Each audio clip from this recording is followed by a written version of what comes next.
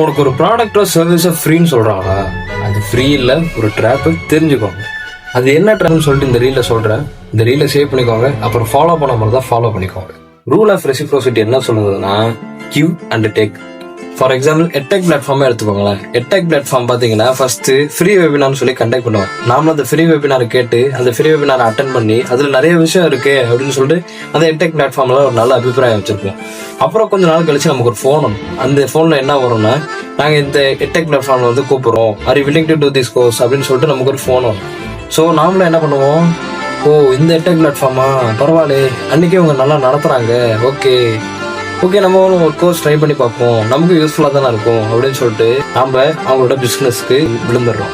இதனால தான் rule of ரெசிப்ரோசிட்டியில் give and டேக்குன்னு சொல்கிறாங்க. ஸோ நம்மக்கிட்ட கொடுப்பாங்க, அதுக்கப்புறம் நம்மகிட்ட இருந்தே பொறுமையாக வாங்கிப்பாங்க. Give and take. ஸோ உங்களுக்கு இந்த ரீல் பிடிச்சிருந்தா லைக் அண்ட் ஷேர் பண்ணுங்கள். அண்ட் நீங்கள் எட்டெக் பிளாட்ஃபார்ம் பற்றி நீங்கள் என்ன நினைக்கிறீங்கிறத கமெண்ட்டில் சொல்லிட்டு